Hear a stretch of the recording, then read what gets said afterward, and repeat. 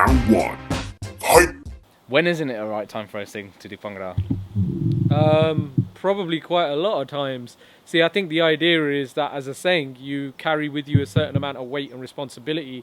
And the idea is that maybe there's certain situations and certain places where you shouldn't be seen to be losing yourself in complete hedonism, dancing to the sounds of the Deol. But I don't understand that. What makes that any different to anyone else wanting to do bhangra in any other situation? Still a person, aren't you? True, you are still a person, but let's look at it this way. Maybe there's a whole bunch of people who are inebriated, and if they weren't under the influence of alcohol, they probably wouldn't be doing bhangra. You, as a Singh, just doing bhangra with them to look as part of the lads, haven't really got that excuse that, you know, everyone else is drunk and you're not.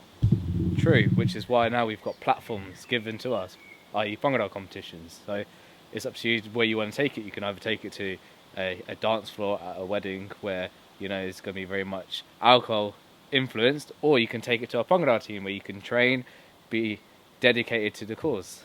Yeah, but see, look, okay, so you just admitted though, there are certain times when maybe it's not going to be appropriate.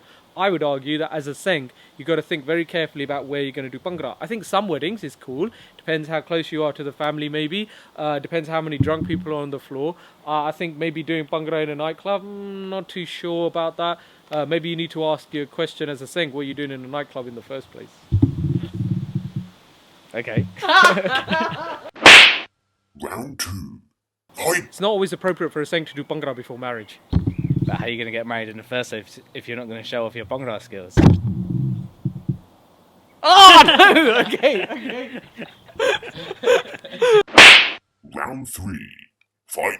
I get that there's certain places where you should do bhangra, i.e. like a funeral or during someone's anand, you know, it just doesn't make sense. But there shouldn't be any other restrictions just to do bhangra out of, you know, out of passion, out of your hobbies. Yeah, but see, the thing is, in the modern day, people have changed that word, what it means to be a Singh. A Singh traditionally was someone who joined the Khalsa Panth, which meant that you took on a whole bunch of responsibilities. Now, I know in the modern day, again, Khalsa don't always take on those responsibilities, but the idea is still the same. So as a Singh, you have a whole bunch of responsibilities to live up, you have a character to maintain, and that means that sometimes, some places, you can't be the one who's acting like everyone else. You're not a regular human being, you're a Singh. I get that, but you don't realise there's a lot of other benefits to bhangra than just showing something off. For example, exercise. No other places where you can do fitness on such a crazy scale that you don't get from bhangra, and flexibility and other sort of things. No one's denying that. What we're saying is, though, there's some places we're saying you shouldn't do bhangra.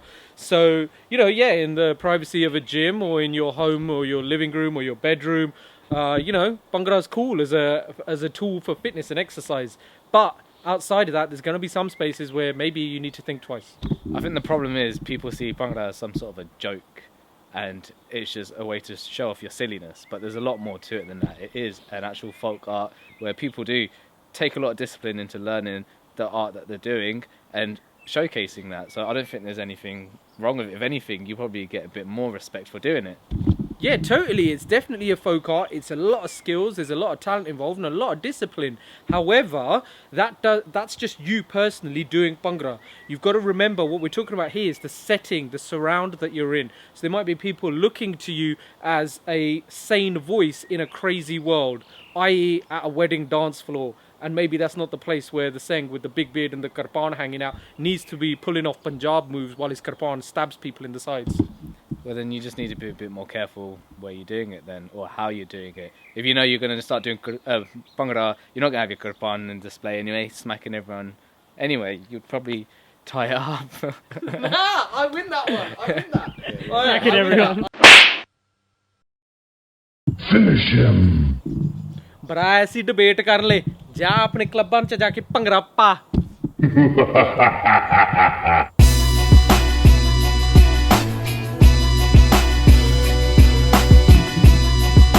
Cut it short. In the wise words of my illustrious friend Jay-Z, I've got 99 problems, but bhangra ain't one. I don't know what to say back to that. All right, what do we do with that?